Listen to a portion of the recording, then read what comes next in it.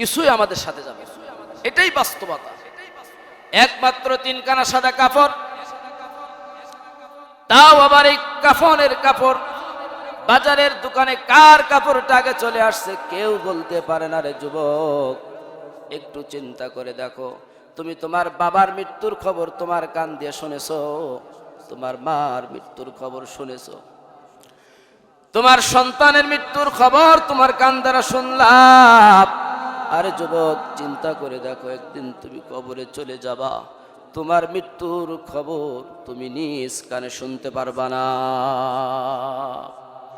একদিন তুমি দেখো কত মানুষের জানাজায় তুমি শরীক হয়েছ, কত মানুষের লাশ তুমি কাঁধে নিয়েছো। একদিন তোমার জানাজায় কারা শরীক হবে তুমি নিজেও চোখে দেখবা না। কে তোমাকে কাঁধে নিল, কে তোমাকে কবরে নামাইল, কিছুই তুমি দেখবা না রে গোলাম। এই জন্য আল্লাহ তাআলা বলেন, ওয়া আম্মা মান উতিয়া কিতাবাহু বিশিমালিহি ফায়াকুলু ইয়া লাইতানি লাম উতা কিতাবিয়া। মানুষ কিয়ামতের ময়দানে আল্লাহ তাআলা বলেন, যখন তার আমলনামা তার সামনে পেশ করা হবে, আল্লাহ ডাকতে বলবে, ও ফেরেশতারা, এই নাফরমান বান্দার আমলনামাগুলো বাম হাতে দিয়ে দাও। ডান হাত দ্বারা তোমার আমলনামা তুমি নিতে পারবা না গোলাম। চিন্তা করে দেখো, দুনিয়ার জিন্দেগি বড় কঠিন। এই দুনিয়ার জিন্দেগি ছেড়ে পরকালে তোমাকে পাড়ি দেওয়া লাগবে, পরকালে তোমাকে চলে যাওয়া লাগবে। কিন্তু সেই দিন তোমার আমলনামাগুলো আল্লাহ রাব্বুল আলামিন বাম হাতে দিবে, শুধু বাম হাতে দিবে না, আল্লাহ ডাকতে বলবে, ফেরেশতা, এই নাফরমান বান্দারে দুনিয়াতে আমি আল্লাহ তাআলার অক্সিজেন নিয়েছে, আমি আল্লাহর বাতাস ভোগ করেছে, সূর্যের আলো নিয়েছে। আমি আল্লাহ চাইলে ওকে খাবার না দিয়ে, ওকে আমি বন্ধ করে দিয়ে ওরে আমি হত্যা করতে পারতাম, কিন্তু আমি রব্বুল আলামিন তা করি নাই। আমি আল্লাহ তাআলা সুন্দর করে খাবারগুলো দিয়েছি। ফজরের নামাজ পড়ে নাই, আমি আল্লাহ তাআলা ঘুম থেকে ওঠার পরে হরেক রকমের খাবার নাস্তার টেবিলে প্রস্তুত করে দিয়েছি। বান্দা জোহরের নামাজ পড়ে নাই, কিন্তু আমি আল্লাহ তাআলা লাঞ্চের সময় হরেক রকমের খাবার তার টেবিলে সাজিয়ে দিয়েছি। ও বান্দা আসর পড়ে নাই, মাগরিব পড়ে নাই, ইশা পড়ে নাই, কিন্তু ইশার সময় ডিনার করবে, আমি আল্লাহ তাআলা কত পদের নাস্তা খাবার তার সামনে হাজির করে দিয়েছি। আমি আল্লাহ তাআলা যদি চাইতাম, আমি আল্লাহ তাআলা যদি চাইতাম, ওর সব খাবারগুলো হুড় করে নিচ পর্যন্ত দিতে পারতাম না। আমি আল্লাহ চাইলে হুড়কুনটা আমি আল্লাহ ফেরেশতার মাধ্যমে বন্ধ করে দিতে পারতাম। পারতো কিনা? ঈমান এনেছেন সাহাবায়ে কেরাম, আর আপনারা ঈমান বাপদাদার পৈতৃক সম্পত্তি হিসাবে পেয়েছেন। বাপদাদার পৈতৃক সম্পত্তি হিসাবে পেয়েছেন। যেমন জায়গা জমি, ছেলে মেয়ে যেমন বাবার উত্তরসূরি হিসাবে পাই কিনা, পৈতৃক সম্পত্তি হিসাবে আমরা ঈমান পৈতৃক সম্পত্তি হিসাবে পেয়েছি, ঠিক কিনা? ঈমান কেউ আনি নাই, ঈমান পেয়েছি, যার কারণে আমাদের ঈমান ওঠানামা করে, মাঝে মাঝে আমাদের কাছে থাকে, মাঝে মাঝে আমাদের থেকে সরে যায়। বুঝবেন কিভাবে? নবীজি বলেন, মানুষ যখন গুনাহ করে তখন তার কাছে ঈমান থাকে না, তখন তার কাছে ঈমান থাকে না। প্রমাণ, কোন ব্যক্তি চুরি করতে গেছে, যখন চুরি করতে যায়, ঘরে ঢুকছে চুরি করার জন্য, রিকশার ব্যাটারি কন, অটোর ব্যাটারি কন, এগুলো বর্তমান চুরি একটু বেশি হয়, বলেন ঠিক কিনা? চুরি করতে গেছে, যখন সে চুরি করছে তখন তার কাছে ঈমান থাকে না। চুরি করে যখন রাস্তা দিয়ে বেরিয়ে আসতেছে তখন সে ঈমান ফিরে আসে, তখন সে আফসোস করে, ইস, আমার দ্বারা এই চুরি করা ঠিক হয় নাই। কোন ঠিক কিনা? আমার দ্বারা চুরি করা কি হয় নাই? ঠিক হয় নাই। কারণ কি? তখন তার ভিতরে ঈমান ফিরে আসছে। আর যখন চুরি করছে, ঈমান লজ্জায় তার কাছ থেকে সরে গেছে। একই রকম কোনো ব্যক্তি যদি জেনা করে, জেনা করার সময় তার কাছে ঈমান থাকে না, জেনা কাজ সেরে যখন সে রাস্তা দিয়ে হেঁটে চলে যায় তখন সে মাঝপথে যে তার ভিতরে অনুভূতি কাজ করে যে ইস, এত বড় জঘন্যতম কাজ আমার দ্বারা করা ঠিক হয় নাই, তখনই তার কাছে ঈমান ফিরে আসে। আমাদের সমাজে এমন একটা অবস্থা হয়েছে, মানুষ গুনাহ করতে করতে এমন অবস্থা হয়েছে যে গুনার প্রতিযোগিতা এসে গেছে। কে কার চাইতে বেশি গুনাহ করতে পারে, কে কার চাইতে বেশি গুনাহ আগাইতে পারে। একজন বিদআতের কাজ করতেছে, ও চিন্তা করে আমি শিরিক করব। একজন হারাম খাইতেছে, আরেকজন চিন্তা করে আমি সুদ ঘুষের হারামটা খাবো। এরকম প্রতিযোগিতা লাগছে কি লাগে না বলেন? আমার এক মুসাল্লি প্রচুর জিকির করে, জিকির করে। একদিন আমি বললাম যে চাচা আপনি এত জিকির করেন, আপনার সংসার চলে কিভাবে? তো বলতেছে হুজুর, আমার বাপ দাদার জমি ছিল, ৩৫ লক্ষ টাকা জমি বিক্রি করে এই টাকাটা আমার স্ত্রীর নামে আমি ব্যাংকে ফিক্সড ডিপোজিট করে রেখেছি, সঞ্চয়পত্র কেনে না, এটা কিনে রাখছি। তো ওইখান থেকে প্রায় 40,000 টাকার মতন আমার লাভ আসে, ওই টাকা দিয়ে আমি সংসার চালাই আর আল্লাহ আল্লাহ করি। তো আমি বললাম কাকা এটা তো সুদ, স্পষ্ট সুদ। এটা কয় হুজুর আমি জানি এটা সুদ, এই জন্যে আমি আমার বোর নামে রাখছি। কার নামে রাখছে? কই এই জন্য বোর নামে রাখছি। বোর নামে রাখছি, টাকা উঠাই আনি আমি, বাজার করি আমি, বউ রান্না করে দেয় আর আল্লাহ বিল্লি করি আমি। এটা হলো আমার ব্যবসা, আর মাঝখানতে জান্নাতে যাবো, এটা হলো ফাও। কারণ কি, কিভাবে সে তার নিয়াতকে সহি করছে যে গুনাহ হবে, স্ত্রীর নামে সঞ্চয়পত্র কিনে রাখছে, কিন্তু গুনাহ হবে স্ত্রীর না তারও গুনাহ হবে। ওই পরিবারে যারাই এই টাকা খাচ্ছে, যার মাধ্যমে খাচ্ছে, সেই ব্যক্তি গুনাহগার হবে। কিন্তু যারা খাচ্ছে, আপনি চুরি করে আনেন, ডাকাতি করে আনেন, হারাম কামাই করে আনেন, আপনার স্ত্রীর সন্তান, মা বাপ সংসারে যদি থাকে, আপনি জিজ্ঞাসা করবেন যে মা আজকের টাকাটা চুরি করে আনছি, এই টাকা দিয়ে বাজার করছি, তুমি এই বাজারের এই সদাই দিয়ে তুমি কিন্তু এই খাবার খাচ্ছ। মা প্রথমে বলবে বাবা এটা ঠিক করো নাই, এই খাবার আমাদের খাওয়ায়ও না। ছেলে যদি বলে মা কিয়ামতের দিন তুমিও কিন্তু গুনার ভাগ নেবা, মা কি বলবে? যে বাবা চুরি করে খাওয়াও, যেভাবেই খাওয়াও, আমাদের খাওয়াই তবে, এটা তোমার হক, কিন্তু পরকালে তোমার গুনাহের ভাগ আমরা নিতে পারবো না। তাহলে আপনি কি করতেছেন? আপনি কি করতেছেন? আপনার জান যতটুকু আছে, রূহটা চলে গেলে আপনার শেষ। আপনি আব্দুল্লাহ যদি এখনই মারা যান, তখন আপনার নাম হয়ে যাবে কি লাশ। ঢাকাতে আপনার বাবা মারা গেছে, গ্রামের লোকজন আপনাকে জিজ্ঞাসা করতেছে যে তোমার আব্বা মারা গেছে, লাশ কত দূর? বলে কিনা? বলে যে আব্দুল্লাহ কত দূর? বলে তোমার বাবার লাশ কত দূর? তো এটা মনে করতে হবে যে দুনিয়ার জিন্দেগি আমাদের জন্য স্থায়ী না। আমাদের যে ভিতরে যে রূহটা আছে, এটা আল্লাহ তাআলা বলেন কুল ইয়াসআলুনাকা আনির রূহ কুলির রূহু মিন আমরি রাব্বি। এটা কি কোনো পার্টস, কোনো মেশিন, কোনো যন্ত্র? দুনিয়ার কোনো ডাক্তার, কোনো বৈজ্ঞানিক, কোনো দার্শনিক, কোনো ব্যক্তি কি রূহটা পেয়েছে? তা আমাদের ভিতরে রূহ শব্দটি যা আছে, এটা আল্লাহ পাকের কি বলেন? অর্ডার। আল্লাহ তাআলা যদি এই অর্ডার এই বোতলটার উপরে যদি ছেড়ে দেয়, বোতলটা কথা বলবে, এটা কোনো অহংকার নাই, গোলাম বান্দা তুমি কথা বলো, এটা তোমার জন্য বড় অহংকারের কিছু নয়। আল্লাহ পাকের অর্ডার যখন শেষ হয়ে যাবে, মানুষ তখন লাশ হয়ে পড়ে যাবে।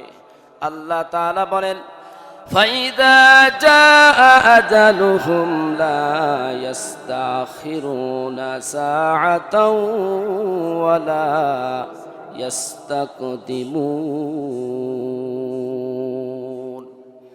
আল্লাহ রাব্বুল আলামিন বলেন, দুনিয়ার মানুষ, আমি তোমার ভিতরে যে রূহ শব্দটা দিয়েছি, এই রূহটা কোনো পার্টস না, কোনো মেশিন না, কোনো যন্ত্র না, এটা আমি আল্লাহ পাকের পক্ষ থেকে অর্ডার।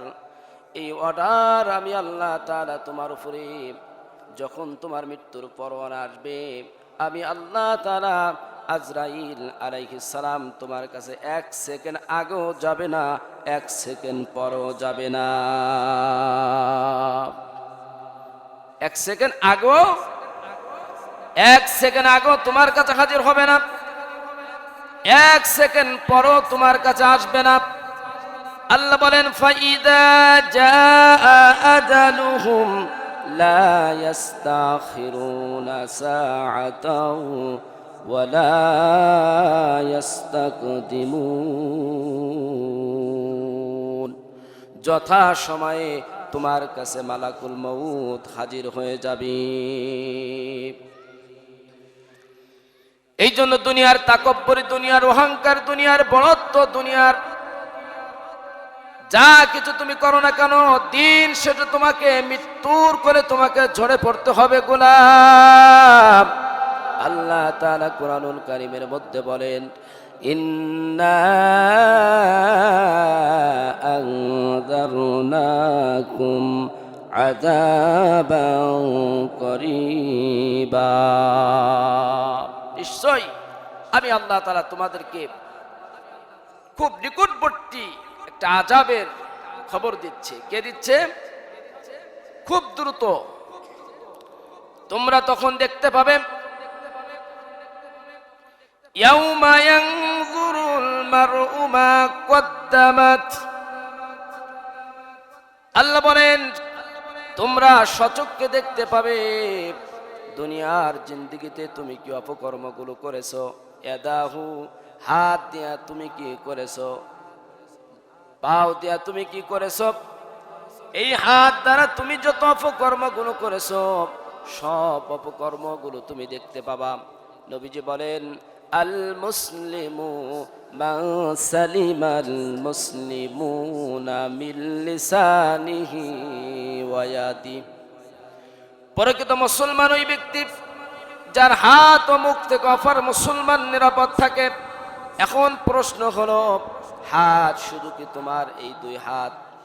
তাফসীরের ভিতরে আসছে, বিশ্ব নবী বলেন, হাত শুধু তোমার ডান হাত আর বাম হাত না, আল্লাহ তাআলা তোমার ভিতরে হাত দিয়েছেন। তোমার সন্তান একটা বড় চাকরি করে, এটা তোমার একটা হাত। তুমি যে ক্ষমতায় আছো, এটা তোমার একটা হাত। তোমার যত সম্পদ আছে, এটা তোমার একটা হাত। তোমার স্ত্রী চাকরি করে, এটা তোমার একটা হাত।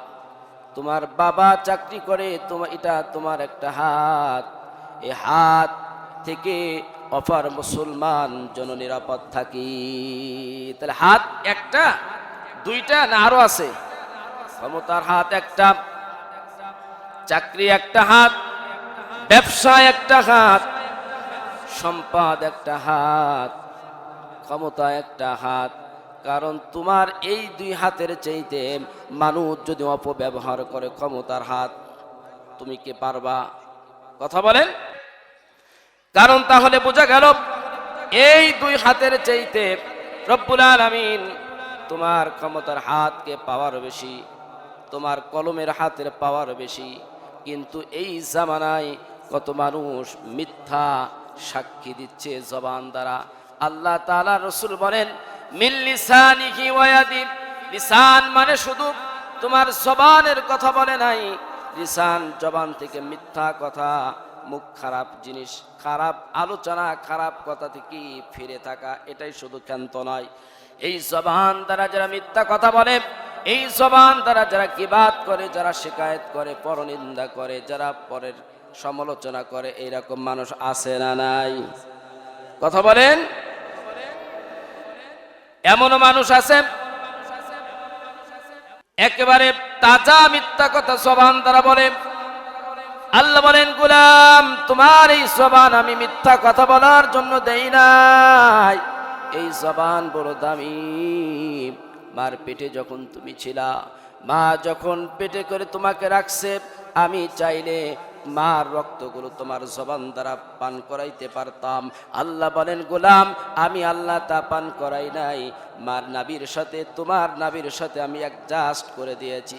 মা যে খাবারগুলো খেয়েছে, এই খাবারগুলো তোমার শরীরে, যে তোমার শরীর পরিপক্ত হয়েছে, আমি আল্লাহ যদি চেষ্টা করতাম তোমাকে জবান দ্বারা খানা খাওয়াইতে পারতাম, তোমাকে জবান দ্বারা রক্তগুলো আমি খাওয়াইতে পারতাম, কিন্তু খাওয়াই নাই, কারণ রক্ত হলো হারাম, আর এই রক্ত পবিত্র জবান দ্বারা আমি খাওয়াইতে পারি না। আরে দুনিয়ার মুসলমান ও নবীর উম্মতের দল ও আল্লাহর গোলাম, এই জবান দ্বারা কত মানুষ হারাম খাবার দুনিয়াতে খাইতেছে কি খাইতেছে না? খাচ্ছে না? কথা বলেন। হালাল হারাম না মানিয়া কত টাকা করছো কামাই, এত টাকা রাখবা কোথায়, কাফনের তো পকেট নাই।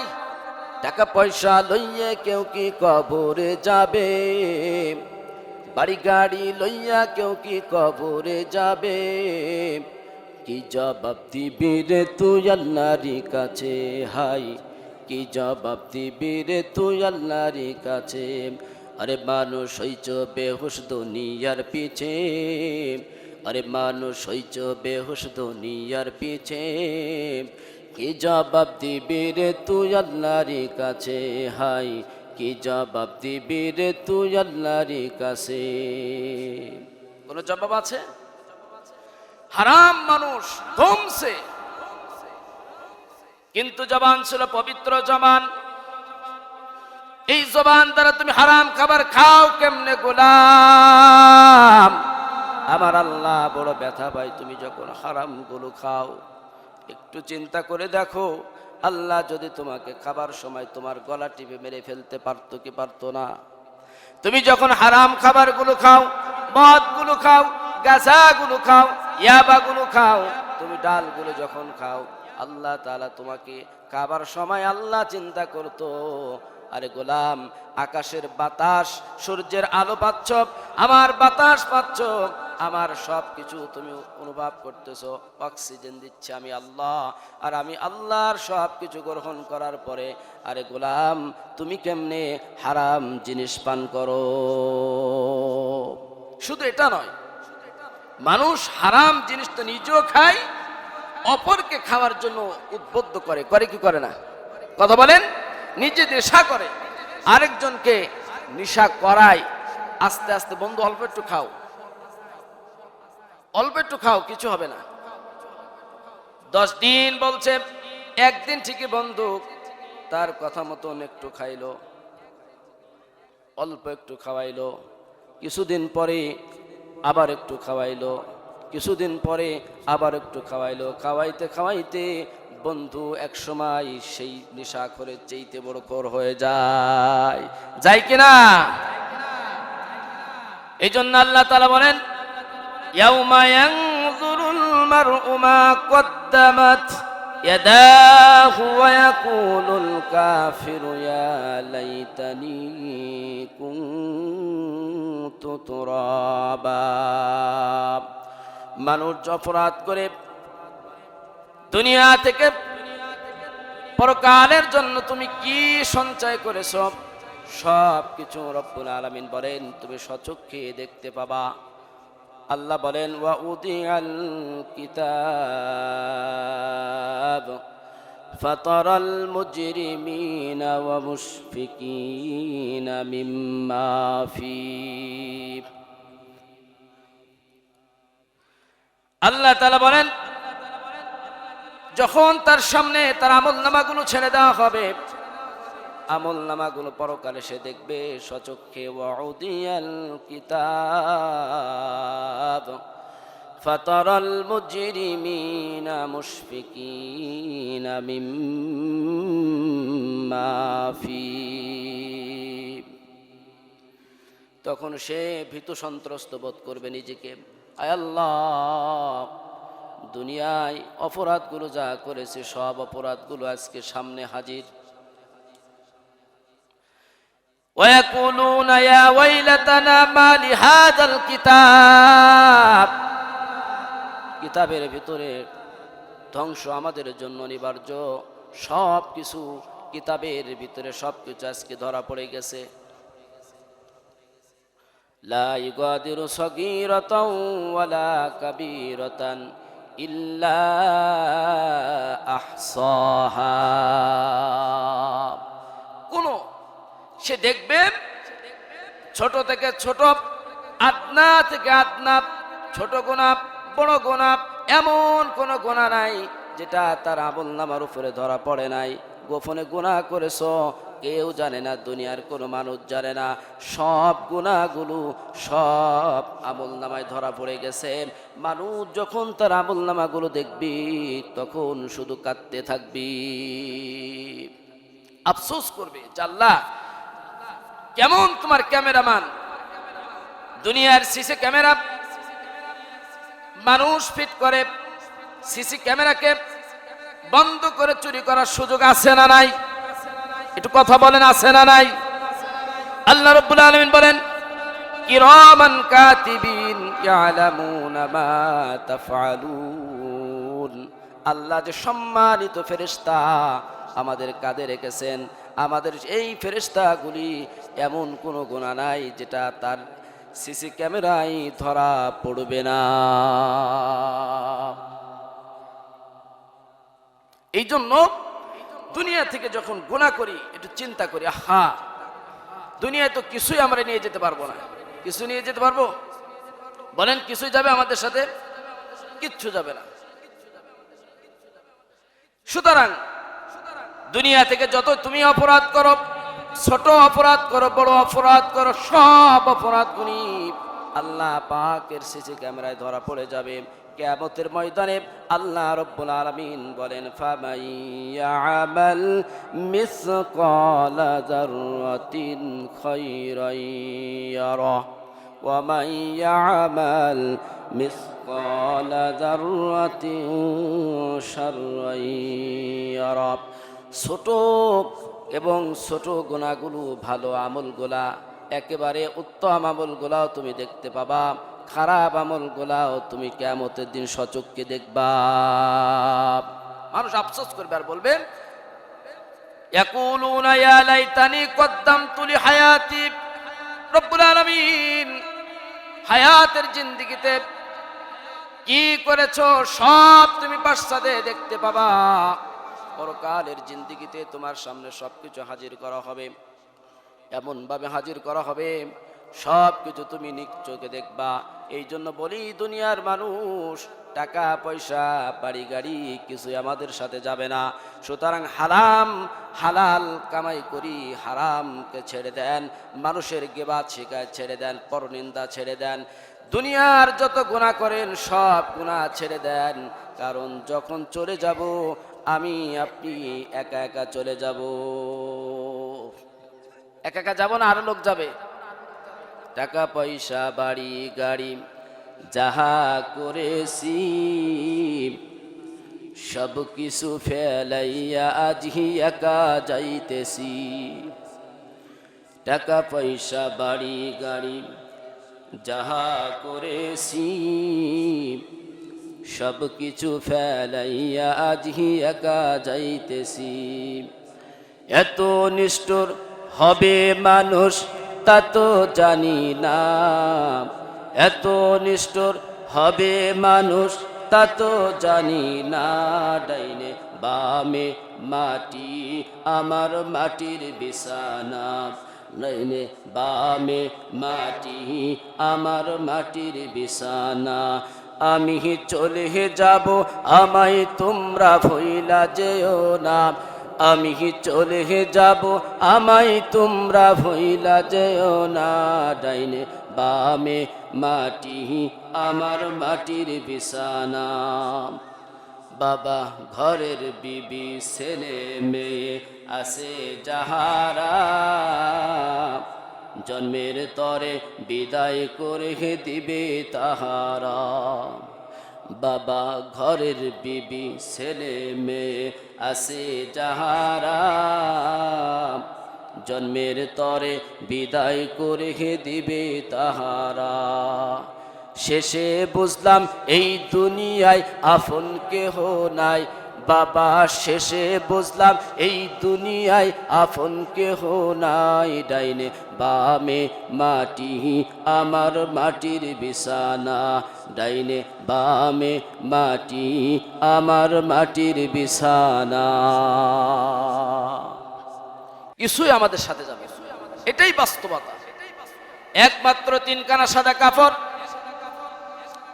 তাও আবার এই কাফনের কাপড় বাজারের দোকানে কার কাপড়টা আগে চলে আসছে কেউ বলতে পারে না। রে যুবক, একটু চিন্তা করে দেখো, তুমি তোমার বাবার মৃত্যুর খবর তোমার কান দিয়ে শুনেছো, তোমার মার মৃত্যুর খবর শুনেছো, তোমার সন্তানের মৃত্যুর খবর তোমার কান দ্বারা শুনলাম। আরে যুবক, চিন্তা করে দেখো, একদিন তুমি কবরে চলে যাবা, তোমার মৃত্যুর খবর তুমি নিজ কানে শুনতে পারবা না। একদিন তুমি দেখো কত মানুষের জানাজায় তুমি শরীক হয়েছ, কত মানুষের লাশ তুমি কাঁধে নিয়েছো। একদিন তোমার জানাজায় কারা শরীক হবে তুমি নিজেও চোখে দেখবা না। কে তোমাকে কাঁধে নিল, কে তোমাকে কবরে নামাইল, কিছুই তুমি দেখবা না রে গোলাম। এই জন্য আল্লাহ তাআলা বলেন, ওয়া আম্মা মান উতিয়া কিতাবাহু বিশিমালিহি ফায়াকুলু ইয়া লাইতানি লাম উতা কিতাবিয়া। মানুষ কিয়ামতের ময়দানে আল্লাহ তাআলা বলেন, যখন তার আমলনামা তার সামনে পেশ করা হবে, আল্লাহ ডাকতে বলবে, ও ফেরেশতারা, এই নাফরমান বান্দার আমলনামাগুলো বাম হাতে দিয়ে দাও। ডান হাত দ্বারা তোমার আমলনামা তুমি নিতে পারবা না গোলাম। চিন্তা করে দেখো, দুনিয়ার জিন্দেগি বড় কঠিন। এই দুনিয়ার জিন্দেগি ছেড়ে পরকালে তোমাকে পাড়ি দেওয়া লাগবে, পরকালে তোমাকে চলে যাওয়া লাগবে। কিন্তু সেই দিন তোমার আমলনামাগুলো আল্লাহ রাব্বুল আলামিন বাম হাতে দিবে, শুধু বাম হাতে দিবে না, আল্লাহ ডাকতে বলবে, ফেরেশতা, এই নাফরমান বান্দারে দুনিয়াতে আমি আল্লাহ তাআলার অক্সিজেন নিয়েছে, আমি আল্লাহর বাতাস ভোগ করেছে, সূর্যের আলো নিয়েছে। আমি আল্লাহ চাইলে ওকে খাবার না দিয়ে, ওকে আমি বন্ধ করে দিয়ে ওরে আমি হত্যা করতে পারতাম, কিন্তু আমি রব্বুল আলামিন তা করি নাই। আমি আল্লাহ তাআলা সুন্দর করে খাবারগুলো দিয়েছি। ফজরের নামাজ পড়ে নাই, আমি আল্লাহ তাআলা ঘুম থেকে ওঠার পরে হরেক রকমের খাবার নাস্তার টেবিলে প্রস্তুত করে দিয়েছি। বান্দা জোহরের নামাজ পড়ে নাই, কিন্তু আমি আল্লাহ তাআলা লাঞ্চের সময় হরেক রকমের খাবার তার টেবিলে সাজিয়ে দিয়েছি। ও বান্দা আসর পড়ে নাই, মাগরিব পড়ে নাই, ইশা পড়ে নাই, কিন্তু ইশার সময় ডিনার করবে, আমি আল্লাহ তাআলা কত পদের নাস্তা খাবার তার সামনে হাজির করে দিয়েছি। আমি আল্লাহ তাআলা যদি চাইতাম, আমি আল্লাহ তাআলা যদি চাইতাম, ওর সব খাবারগুলো হুড় করে নিচ পর্যন্ত দিতে পারতাম না। আমি আল্লাহ চাইলে হুড়কুনটা আমি আল্লাহ ফেরেশতার মাধ্যমে বন্ধ করে দিতে পারতাম, পারতো কিনা? এই জন্য নামাজ আমাদের জীবনে খুব দামি একটি দৌলত, কিন্তু এটা আমরা বুঝি না। আমরা বুঝি, আমরা কেউ আসলে হারামের ভিতরে, আমরা হালালের উপরে আমরা এমন হয়েছি যে মানুষ হারাম উপার্জন স্ত্রীর দ্বারাও করতেছে। সুদি টাকা লাগায়, স্বামী বেচারা লজ্জা পায় বলে স্ত্রীতে লাগায়। এরকম স্বামী আছে কি নাই বলেন? কে কে আছেন একটু হাত জাগান তো দেই। এখানে তো সব আল্লাহর ওলি। একটা কথা চিন্তা করেন, হযরত ঈসা আলাইহিস সালাতু ওয়াস সালাম তার উম্মতেরা ঈসা নবীকে ডাকতে বলতেছে, আল্লাহর নবী ঈসা, আমরা তোমাকে নবী বলে স্বীকার করে নিতে পারি, কিন্তু শর্ত হলো এই পুরাতন কবর থেকে একটা লাশ এখান থেকে জিন্দা করে তুমি যদি দেখাইতে পারো, তাহলে আমরা তোমাকে নবী বলে স্বীকার করব। নবীদের মর্যাদা কেমন ছিল? আল্লাহ নবী ঈসা সঙ্গে সঙ্গে নামাজে সিজদায় পড়ে গেলেন, সিজদায় পড়ে যে রব্বুল আলামিনকে ডাকতে বলে, আল্লাহ আমার উম্মতেরা আমাকে যে শর্ত দিয়েছে, আল্লাহ যদি আমাকে নবী বলে তারা মানে, এই পুরাতন কবরস্থান থেকে একটা লাশ জিন্দা করে আমাকে দেখাইতে হবে, তাহলে তারা আমাকে নবী বলে মানবে। রব্বুল আলামিন তুমি আমার এই কাজে সাহায্য করো, আমি যাতে সত্য নবী বলে এদের কাছে প্রমাণিত হই, আল্লাহ সে তৌফিক তুমি আমাকে দিয়ে দাও। সব মানুষেরা হাজির।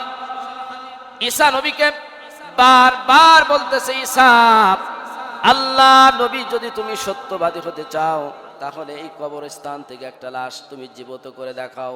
আল্লাহর নবী ঈসা বলছে, এ কবরবাসী তুমি আল্লাহর নামে জিন্দা হয়ে যাও। কবরের বাসী কবরের মধ্য থেকে জিন্দা হয়ে আল্লাহ নবী ঈসাকে সালাম করলেন, আসসালামু আলাইকুম ইয়া আল্লাহর নবী ঈসা।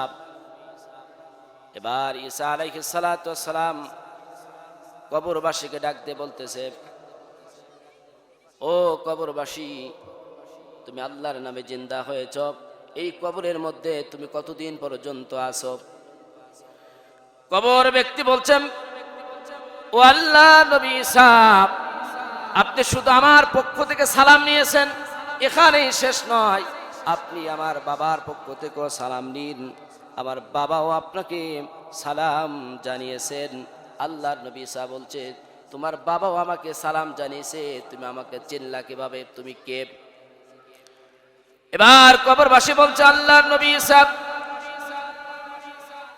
আমি ৪৫০০ বছর এই কবরের মধ্যে আমি রয়েছি, আমার বাবা হযরতে নূহ আলাইহিস সালাতু ওয়াস সালাম আর আমি তার সন্তান শাম। ও আল্লাহর নবী ঈসা আমার বাবা মৃত্যুর সময় আমাকে বলে দিয়েছিল শেষ জামানার একজন নবী আসবে, তার আগে একজন নবী আসবে হযরত ঈসা, তার মুজিজাকে তার নবুয়তকে সমাজে প্রাধান্য দেওয়ার জন্য তোমাকে জীবিত করতে পারে। ওই সময় তুমি আমি বাবার পক্ষ থেকে তুমি ঈসা নবীকে সালাম জানিয়ে দিবে। আমার আল্লাহ নবী ঈসা আমার বাবা সেই সময় বলে দিয়েছিল, এজন্য বাবার পক্ষ থেকে আমি আপনাকে সালাম দিলাম। ঈসা নবী ডাক দিয়ে বলছে, কবরবাসী তুমি তোমার কবরের জিন্দেগিতে 2টা মুজিজা যদি তুমি আমাকে শোনাইতা। কয়টা? 2টা মুজিজা যদি তুমি আমাকে শোনাইতা তাহলে আমি ঈসার জন্য বড় তৃপ্তি লাগতো। এবার কবরবাসী নূহ আলাইহিস সালাতু ওয়াস সালামের সন্তান শাম ৪৫০০ বছর পর কবর থেকে জিন্দা হয়েছে। এবার কবরবাসী বলছে, আল্লাহর নবী ঈসা আমার একটা হলো তোমার জন্য বড় শিক্ষা, সেটা হলো যখন আমার ইন্তেকাল হয়েছে, ইন্তেকাল হওয়ার সময় আমার মৃত্যুর সময় যা আযাবটা হয়েছিল ৪৫০০ বছর আমি কবরে, কিন্তু ওই আযাব ওই ব্যথা আমার শরীরে এখনো পর্যন্ত অনুভব করি, এখনো পর্যন্ত আমি অনুভব করি সেই ব্যথা। এত কঠিন যন্ত্রণা, এত কঠিন ব্যথা। আল্লাহ নবী বলেছেন, মানুষ যখন ইন্তেকাল করে তার মৃত্যু শুরু হয় পাও থেকে, হাতের আঙ্গুল থেকে, পায়ের আঙ্গুল থেকে। এই জন্য দেখবেন মানুষ যখন মারা যায় আস্তে আস্তে করে তার পাও ঠান্ডা হয়ে যায়, ঠিক কিনা বলেন? দেখবেন মানুষ যখন শেষ সজ্জায়, যখন মৃত্যু সজ্জায় এসে যায় তখন তার পাও থেকে মৃত্যু শুরু হয়। এভাবে মৃত্যু আসতে আসতে তার বুক পর্যন্ত আসে, হাত মৃত্যু শুরু হয়ে যায়, শেষ পর্যন্ত হুড়কুন এসে তার রূহটা আটকে থাকে। আল্লাহর অর্ডার অপেক্ষায় থাকি কখন তার অর্ডার শেষ হয়ে যাবে। মৃত্যুর যন্ত্রণা এত কঠিন যন্ত্রণা। 2 নম্বর হলো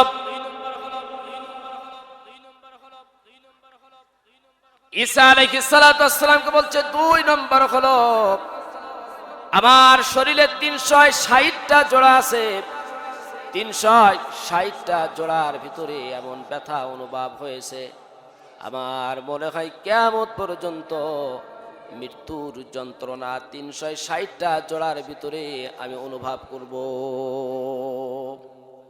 নবীজির ইন্তেকালের সময় আজরাইল আলাইহিস সালাম আসছে। নবীজির সব আজরাইল এসে সালাম দিয়েছেন বিশ্বনবীকে।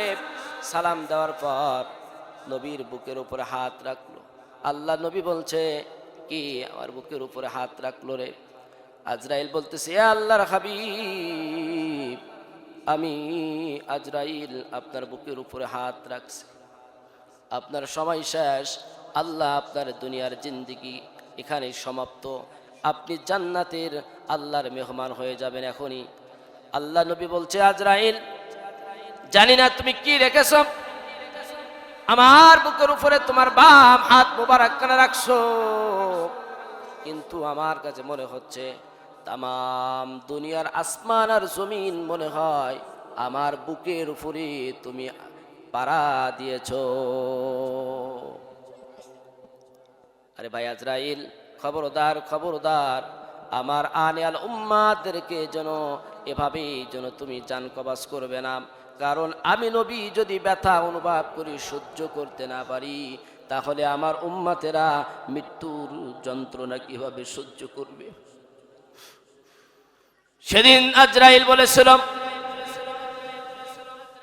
আপনার উম্মতেরা মৃত্যুর যন্ত্রণা বুঝবেই না যদি একটা আমল করে। সেটা হলো সূরা বাকারার 255 নম্বর আয়াত।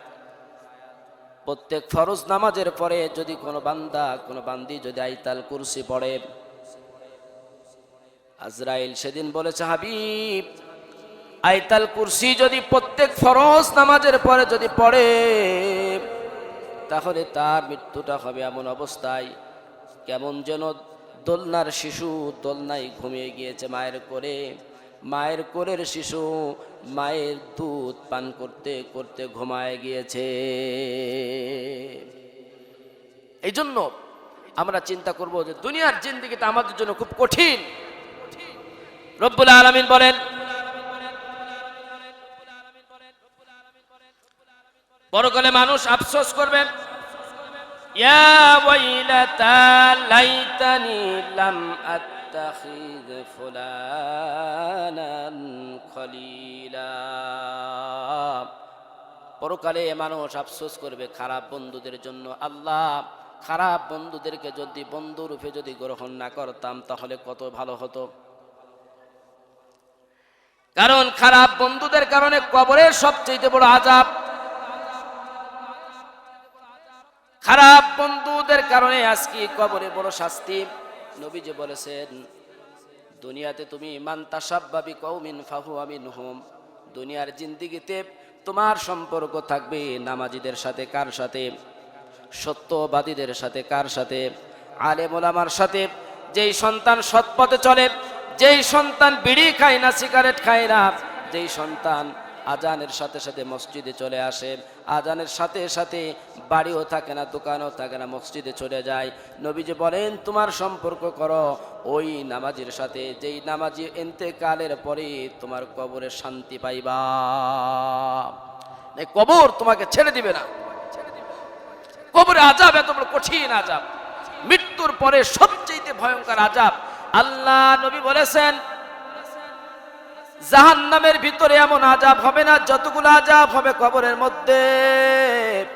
মানুষ ইন্তেকালের পরে কবরে তার লাশ পচে যাবে, বেশি দিন লাগবে না, হাড্ডি গুড্ডি সব শরীর থেকে ছুটে যাবে। যাবে কিনা?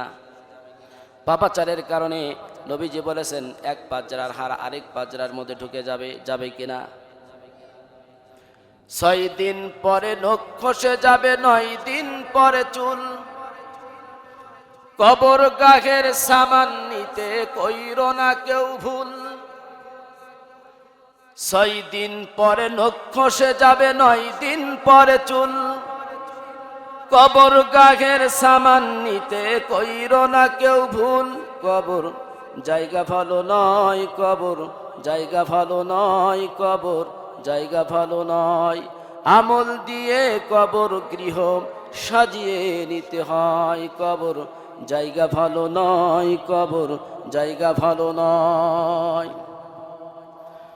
17 দিনে পেট ফেটে শেষ পোকার খাদ্য হবে, 60 দিন পরে গোশ থাকবে না, কঙ্কাল পড়ে রবে।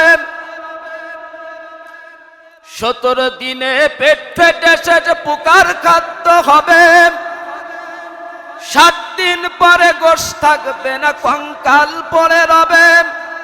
90 দিনে হাড়গুলি সব, 90 দিনে হাড়গুলি সব আলাদা হয়ে রয়। কবর জায়গা ভালো নয়, কবর জায়গা ভালো নয়।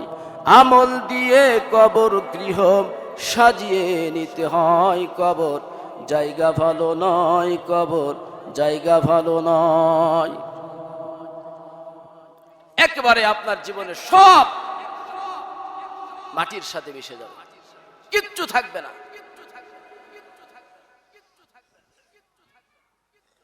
এই জন্য বলি দুনিয়ার জিন্দেগি সবচেয়ে আমাদের কাছে, এই জন্য রব্বুল আলামিন বলেন ইয়াউমা তুকাল্লাবু ওজুহুহুম ফিন্নার ইয়াকুলুনা ইয়া লাইতানা আতা'না আল্লাহ ওয়া আতা'নার রাসূলা।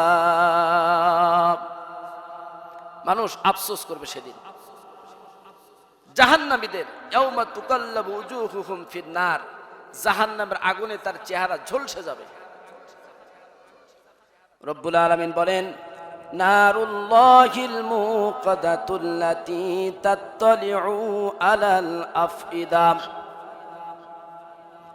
কবরের স্থান থেকে যখন তাদেরকে জাহান্নামের আযাবগুলো সে দেখতে থাকবে, নাফরমান বেঈমানের কবরের আযাব এত বড় ভয়ঙ্কর হবে, এত বড় শাস্তি হবে। জাহান্নামের আগুনের তাপ তার চেহারাগুলো ঝলসে যাবে, এমন অবস্থা হবে। আর সে তখন বলতে থাকবে ইয়াকুলুনা ইয়া লাইতানা আতা'না আল্লাহ ওয়া আতা'নার রাসূলা। রাসূলের অনুসরণ করতাম, কার অনুসরণ? আল্লাহ রাসূলের অনুসরণ করতাম, তাহলে জাহান্নামের আগুনে আমার চেহারা ঝলসে যেত না। আমরা অনুসরণ করব কার? পৃথিবীর ভিতরে সবচেয়ে দামি জায়গা কোথায়? নবীর রওজা শরীফ। কোথায় দামি জায়গা? আমার রাসূল ঘুমিয়ে আছেন ওইখানে। আহা, তুমি বলো নবীর আশিক, তুমি বলো নবীর প্রেমিক, কিন্তু নবীর আদর্শ তোমার ভিতরে নাই। পৃথিবীতে সবচেয়ে বড় চেহারা ছিল আবু লাহাবের, নাকি হুজুর? আবু লাহাব, লাহাব অর্থ আগুন, আগুন জিহ্বা। আগুনের জিহ্বা কি জানেন? আগুন প্রজ্বালিত হওয়ার পরে যে শীষটা ওঠে, ওটাকে বলা হয় আগুনের জিহ্বা। আবু লাহাবের চেহারা ছিল আগুনের মতো, কিন্তু আবু লাহাব রাসূলুল্লাহ সাল্লাল্লাহু আলাইহি সাল্লামকে ভাতিজা বলে এত বেশি ভালোবাসতেন। আল্লাহ নবীর জন্মের খবর যখন শুনেছে, আবু লাহাব সঙ্গে সঙ্গে তার দাসী সোয়াইবাকে এই 2 আঙ্গুল দ্বারা আজাদ করে দিয়েছিল, নাকি? এই 2 আঙ্গুল দ্বারা আজাদ করে দিয়েছিলেন এবং সোয়াইবাকে বলছিলেন, সোয়াইবা, এত সুন্দর খবর তুমি আমাকে শোনাইছো যে আমার মৃত্যু ভাই আব্দুল্লাহর স্ত্রী আমিনার ঘরে একটা সন্তান হয়ে এসেছে, এই খবর যে তুমি আমাকে দিয়েছো, আজ থেকে তোমাকে আমি আজাদ করে দিলাম। শুধু তাই নয়, আবু লাহাব ওই জামানার সবচেয়ে 100 মোটা তাজা হুষ্টপুষ্ট দেখে উট জবাই করে সকলকে খাওয়ায় দিয়েছিলেন। রাসূলের জন্মে এত খুশি হয়েছিল। কিন্তু আবু লাহাব কি জান্নাতে যাবে না জাহান্নামে যাবে? কেন? নবীর আদর্শ দ্বারা সে তার জীবন পরিচালনা করতে পারে নাই। আল্লাহ নবী বলেছেন, সাহাবায়ে কেরাম বলেছে, ইয়া রাসূলুল্লাহ, ইয়া হাবিবাল্লাহ, আপনার চাচা আবু লাহাবের উপায় হবে কি? আল্লাহ নবী বলেছেন, আমার চাচা জাহান্নামে যাবে, কিন্তু প্রত্যেক সোমবারে যেদিন আমার জন্ম হয়েছিল, ওই প্রত্যেক সোমবারে আমার চাচা যে 2 আঙ্গুল দিয়া আমার চাচার দাসী সোয়াইবাকে আজাদ করে দিয়েছিল, ওই 2 আঙ্গুল প্রতি সোমবারে আমার চাচা চুষবে, একটা আঙ্গুল দিয়া মধু বের হবে, আর একটা আঙ্গুল দিয়া দুধ বের হবে। আমার চাচার জবানে এই 2 আঙ্গুল দিয়া যখন দুধ আর মধু তার শরীরে ঢুকবে, আমার চাচা তখন চিন্তা করবে, আল্লাহ আজকে যদি ভাতিজার অনুসরণ করতাম না জানি কত আরামে থাকতাম। বাহা, নবীর রওজার কাছে গেলে হৃদয়টা ভরে যায়। ভরে যায় না বলেন? আত্মা ভরে যায়। নবীর রওজা কত সুন্দর। নবীর রওজা শরীফ দেখে মন ভরে না, নবীর রওজা শরীফ দেখে মন ভরে না, দিদার দাও গো শাহে মদিনা, দিদার দাও গো শাহে মদিনা। নবীর রওজা শরীফ, সবাই বলেন, নবীর রওজা শরীফ দেখে মন ভরে না, নবীর রওজা শরীফ দেখে মন ভরে না, দিদার দাও গো শাহে মদিনা, দিদার দাও গো শাহে মদিনা। আরশের মেহমান করেছেন আল্লাহ, কত শান কত মান মোর কামলিওয়ালা। আরশের মেহমান করেছেন আল্লাহ, কত শান কত মান মোর কামলিওয়ালা। ও গো মদিনাওয়ালা করো করুণা, ও গো মদিনাওয়ালা করো করুণা, দিদার দাও গো শাহে মদিনা, দিদার দাও গো শাহে মদিনা। নবীর রওজা শরীফ দেখে মন ভরে না, নবীর রওজা শরীফ দেখে মন ভরে না, দিদার দাও গো শাহে মদিনা, দিদার দাও গো শাহে মদিনা। আত্মা ভরে যাবে। আহা, নবীর রওজা। পাবনার আলোচক আলতাফ হোসেন, অন্ধ হুজুর, মনে আছে না? অন্ধ হাফেজ আলতাফ হোসেন অনেক ভালো আলোচক। উনি বলছিলেন একদিন, হুজুর মা বাবা জীবনে দেখি নাই, মার চেহারা কি কোনোদিন দেখি নাই, ওয়াজ করে বাড়িতে যাই, নিজের স্ত্রী কেমন তাও দেখতে পাই না, নিজের সন্তানগুলো এসে জোড়ায় ধরে আব্বু আব্বু বলে, কোনোদিন কলিজার টুকরা সন্তানগুলো দেখতে পাই না, চোখ দিয়ে কিচ্ছু দেখে না। ভালো আলোচক, মারা গিয়েছেন আলতাফ হোসেন। নিজের আপন জন কে, আপন ভাই বোন কিছুই দেখি না, তা কোনোদিন আফসোস করি নাই। নবীর রওজার কাছে যে আল্লাহরে বলছিলাম যে আল্লাহ দুনিয়ায় কিছুই দেখার ভাগ্য দাও নাই, তা তোমার এই চক্ষু দ্বারা যদি তুমি 5টা মিনিটের জন্য যদি তুমি আমাকে তোমার চোখ দুটার একবার দেখার সুযোগ করে দিতা নবীর রওজা, আল্লাহ এটাই নিয়ে আমার জীবনে বড় স্বপ্ন পূরণ হতো। উনি বলতেন, হুজুর কলিজা ভরে গিয়েছিল, নবীর রওজার পাশে দাঁড়াইছিলাম, কিন্তু ওই দিন আমি চোখ দিয়ে নবীর রওজা দেখতে পাই নাই। আমার ভাইরাম, এই জন্য দুনিয়ার জিন্দেগি এটা খেলতামশা, কিচ্ছু না, মরিচিকাময় একটা দুনিয়ায় আছি, যে কোনো সময় আমরা চলে যাব। এই জন্য আমাদের জীবনকে সাজাইতে হবে নবীর আদর্শ দিয়ে। কি দিয়ে সাজাবো? নবীর আদর্শ দিয়ে সাজাবো, যে নবী আমার জীবনের শাফাআতকারী, যে নবী আমার জীবনের সবচেয়ে বড় দামি। এই জন্য রব্বুল আলামিন বলেন, মানুষ সেদিন আফসোস করবে, মানুষ সেদিন আফসোস করতে থাকবে রব্বুল আলামিন, যদি আজকে নবীর আদর্শ মোতাবেক চলতে পারতাম কত ভালো হতো। হাসরের ময়দানে মানুষগুলো আফসোস করবে আল্লাহর কাছে, ওয়ালাউ তারা ইয উকিফু আলান নার ফাকালু ইয়া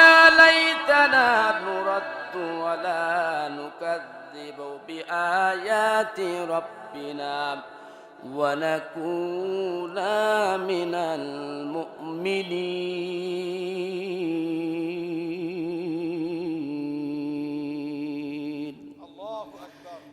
জাহান্নামীরা যখন জাহান্নামের কাছে তাদেরকে দাঁড় করানো হবে, অপেক্ষা করবে এখন একটু পরেই তোমাদেরকে জাহান্নামে নিক্ষেপ করা হবে, জাহান্নামের কঠিন গর্তের ভিতরে তোমাদেরকে ছেড়ে দেওয়া হবে। জাহান্নামীরা জাহান্নামের কিনারে দাঁড়ায় দাঁড়ায় শুধু আল্লাহর কাছে বলতে থাকবে, আল্লাহ, আল্লাহর কাছে বলবেন, ফাকালু ইয়া লাইতানা নুরাদ্দু ওয়ালা নুকাযযিবা বিআয়াতি রাব্বিনা। আল্লাহ আফসোস করবে জাহান্নামীরা সেদিন, পাপিষ্ঠরা, রব্বুল আলামিন দুনিয়ার জিন্দেগিতে যদি আরেকটা বার যদি আমাদেরকে তুমি ফেরত পাঠাইতা। আফসোস করবে, কানতে কানতে চোখের পানিগুলো পড়ে রক্তগুলো পড়তে থাকবে সেদিন জাহান্নামের কিনারে দাঁড়ায়। রব্বুল আলামিন বলেন, মানুষ সেদিন আমার কাছে ভাবে আফসোস করবে, আয় আল্লাহ দুনিয়ার জিন্দেগিতে যদি আরেকটা বার যদি পাঠাও তাহলে তোমার কোরআন কোনোদিন অবিশ্বাস করব না। শুধু তাই নয়, রব্বুল আলামিন ওয়া নাকুনা মিনাল মুমিনিন, সত্যবাদীদের সাথে হয়ে যাব আল্লাহ। সেদিন মানুষ হাজার আফসোস করবে, কিন্তু তাদের আফসোসগুলো আল্লাহ মঞ্জুর করবে না। এই জন্য দুনিয়ার জিন্দেগি খুব কঠিন একটা জিন্দেগি। আব্দুল কাদের জিলানী রহমতুল্লাহ আলাইহি, ওনার বয়স যখন 7 বছর, তখন ওনার মা ওনাকে নিয়ে মাদ্রাসায় নিয়ে গেছেন। তো মাদ্রাসায় নেওয়ার পরে ভর্তি করে দিয়েছে। কিছুদিন আসার পরে ছেলে বাড়ি আসছে, আব্দুল কাদের জিলানী বাড়ি এসে মাকে বলতেছে, মা তুমি কি আমাকে পেটে করে কোনো গুনাহের কাজ করছো নাকি? তো মা বলতেছে যে না বাবা, আমি তো তোমাকে পেটে নিয়ে কোনোদিন গুনাহের কাজ করি নাই। কয় মা, গুনাহের কাজ করো নাই, কিন্তু আমি যে পড়ি কিন্তু সব ভুলে যাই, কারণ কি? মা বোনদের জন্য বলছি যে ভুলে যাই, কি কারণ? পড়া আমার মাথায় ঢুকে না, যা পড়ি সব ভুলে যায়। অবশ্যই মা, তুমি দেখো মনে করি কোনো কিছু করছো নাকি? মার মনে তখন হঠাৎ করে সজাগ হলো, আব্দুল কাদের জিলানীকে ডাকতে বলছো, সন্তান তুমি যখন আমার পেটে আসছো, পেটে আসার পরে আমি মা তোমার নানার বাড়ি গিয়েছিলাম। নানার বাড়ি যাইয়া দেখি তোমার নানাদের বাড়ির উঠানে কিছু আচার নেড়ে দেওয়া, কে যেন আচার ছড়াই দিয়েছে, বড়ির আচার। আমি একটা বড়ই নিয়ে গালে দিয়েছি। গালে দেওয়ার পরে তোমার নানির কাছে জিজ্ঞাসা করলাম, মা এই উঠানে আচার নেড়ে দেওয়া, এই আচার কার? আমি মনে করেছিলাম তোমার নানি মনে হয় আচার নেড়ে দিয়েছে রৌদ্রে। তোমার নানি বলছে এটা আমাদের না, পাশের বাড়ির একজনের। আমার মনে হয় এই পাশের বাড়ির আচার নেড়ে দেওয়া রৌদ্রের তাপে না বলে আচারটা একটা বড়ি আমি খেয়ে ফেলেছিলাম। ওই সময় তুমি আমার পেটে ছিলাম।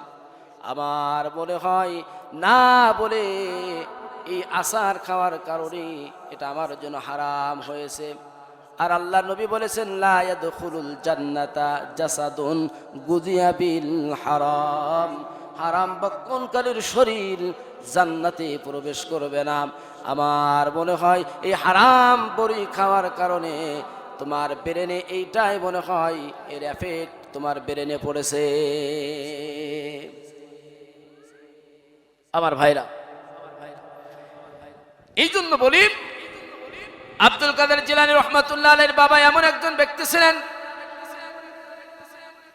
মসজিদ থেকে বাড়িতে যাচ্ছেন, এমন সময় দেখে, বাড়িতে যাওয়ার সময় দেখে বাড়ির চাকর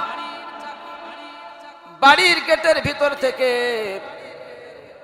তার স্ত্রী কিছু কাপড় ছড়াই দিয়েছে রোদ্দুরে। বাড়ির চাকর এক নজরে কাপড়ের দিকে চেয়ে আছে। আব্দুল কাদের জিলানীর আব্বা বলেন, বুঝলাম না কি কারণ চাকর যে কাপড়ের দিকে চেয়ে রইল।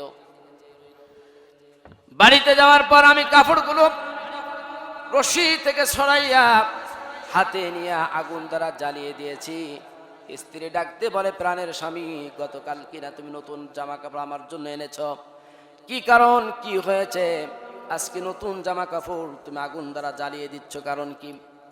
স্বামী ডাকতে বলে, আব্দুল কাদের জিলানীর আব্বা ডাকতে স্ত্রীকে ডাকতে বলছে, প্রাণের স্ত্রী শোনো, এজন্য জ্বালিয়ে দিচ্ছি, আমার বাড়ির চাকর তোমার কাপড়ের দিকে এক নজরে তাকায় রইছে, তোমারে কোনোদিন দেখে নাই, কিন্তু তোমার কাপড় দেখে তার মনের ভিতরে খারাপ ধারণা আনতে পারে, এই জন্য আমি চিন্তা করলাম পরবর্তীতে তুমি এই কাপড় পরিধান করবা, আর তোমার পেটে আমার সন্তান, এই এফেক্ট আমার সন্তানের উপরে পড়তে পারে। ওগো প্রাণের স্ত্রী, এজন্য কাপড়গুলো আগুন দ্বারা জ্বালিয়ে দিয়েছি, চিন্তা করো না, চিন্তা করো না, আমি আবার তোমার জন্য নতুন কাপড় কিনে এনে দিব। আর আমাদের ও ভাই কি, আমাদের স্ত্রীদেরকে বিবাহ করে যুবকরা পার্কে নিয়ে যায়, শিশু পার্ক, সেখানে তো শিশুর বালাই নাই, শুধু খালামণিরা আর মারা, ঠিক কিনা কন? শিশু পার্ক নাম দিয়েছে, কিন্তু সেখানে কোনো শিশুর বালাই নেই, শুধু মার আর খালারা। এক যুবক এক যুবতীরে বলতেছে, যোগো, তোমার চোখের মধ্যে আমি সারা দুনিয়ার সব কিছু দেখি। পাঁচটা এক চাচা হেঁটে যাইতেছে, চাচার আবার গরু হারাই গেছে, চাচা এসে কইতেছে, আর কিরে, ওর চোখের মধ্যে দুনিয়ার সব কিছু দেখতেছে। আরে না জানি, আমার গরুটা যদি খুঁজে পাওয়া যায়, দেখে একটু জিজ্ঞাসা করে দিই। এসে বলতেছে, বাবা, তুমি তোর চোখের মধ্যে দুনিয়ার সব কিছু দেখতে চাও, তা আমার একটা গরু হারাই গেছে, গরুটা কনে আছে, দিয়ে দাও তো। দুনিয়ার সব কিছু মনে হয় এমন অবস্থা হয়ে গেছে, যুবক আর যুবতীর এমন মিলন মেলা, রাস্তা নাই, ঘাট নাই, যেখানে দেখবেন পাগল হয়ে গেছে এরা। এজন্য বলি, আব্দুল কাদের জিলানী রহমাতুল্লাহ আলাইহির কথা বলতেছিলাম।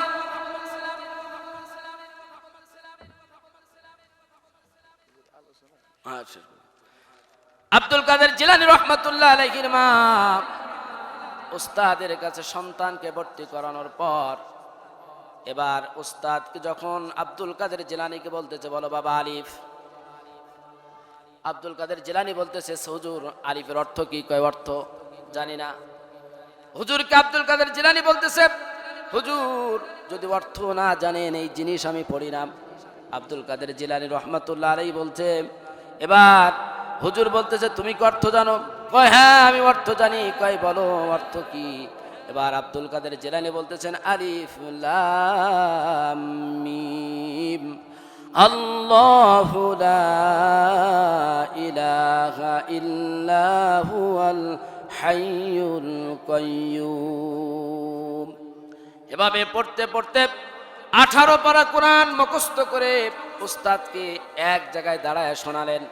পরের দিন আব্দুল কাদের জিলানীর মা গিয়েছে।